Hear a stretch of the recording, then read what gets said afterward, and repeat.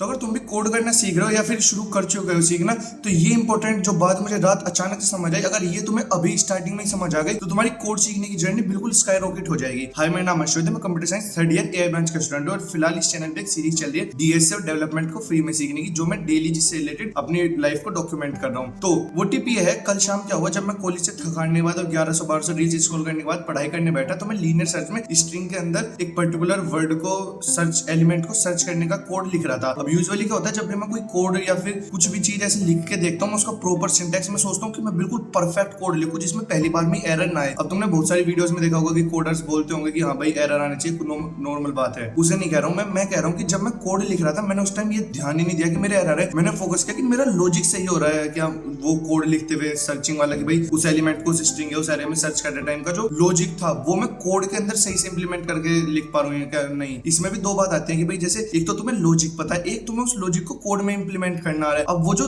Code में implement करने वाला पार्ट है ना, अगर वो तुम्हारा 60 to 70% भी ठीक है ना, मेरे उस छोटे से कोड में रात भी 25 के आसपास एरर थे। तो इसलिए कह रहा हूं, अगर वो तुम्हारा कोडिंग में इंप्लीमेंट करने वाला पार्ट 60 से 70% ठीक है, जिसमें कि तुम कभी ब्रेसेस भूल रहे हो या रिटर्न में क्या वैल्यू मैंने मतलब रिटर्न करनी है वो भूल रहे हो, वो कोई बड़ी बात नहीं है। लेकिन तुम्हें आना चाहिए कि तुम लॉजिक को इंप्लीमेंट कर पा रहे हो नहीं। अगर तुम्हारा कोई बड़े भाई या छोटी बहन जो भी होगी, कोई कोडिंग कंपनी में होगी, उससे भी पूछना भाई, उसके आज भी ये सिली एरर आते होंगे जिन्हें तुम सबसे पहले सोल्व करने की, मतलब खुद मैं भी यही गलती कर रहा था। लेकिन रात मुझे अचानक से रियलाइज हुआ, फिर अब जब सुबह मैं वो वाला कोड अपना रिव्यू कर रहा था, तो मुझे एकदम से हिट हुआ कि यार ये कोड मुझे मतलब बाकी सारे कोड से तो ज्यादा अच्छे से समझ आ गया, क्योंकि इस वाले कोड को मैं लॉजिक के साथ इंप्लीमेंट करा था। और यूजुअली क्या होता है, मैं लाइन बाय लाइन कोड देखता रहूंगा, इधर वीडियो में एक कोड की लाइन होगी, इधर मैं लिखूंगा उसे, तो वो कहते हैं ट्यूटोरियल हेल्प, यही तो है ट्यूटोरियल हेल्प। ये चीज मुझे एकदम से ऐसे हिट हुई, तो मुझे लगा तुम्हें बतानी चाहिए। तो ट्राई करके देखना अगली बार जब भी तुम किसी क्वेश्चन को सोल्व करो। मेन बात वो है भाई, जितने ज्यादा क्वेश्चन करोगे उतनी ज्यादा कोडिंग आएगी, और जितनी कंसिस्टेंसी से करोगे, कंसिस्टेंसी मेरी चल रही है, तो जब भी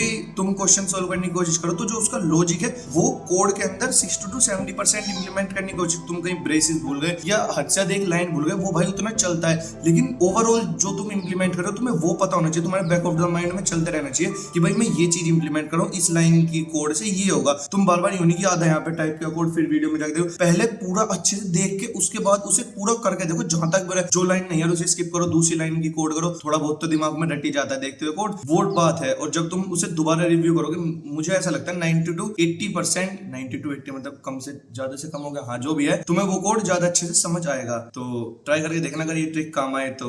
वीडियो को लाइक कर देना, नहीं तो स्टे हार्ड, सीखते रहो कोडिंग।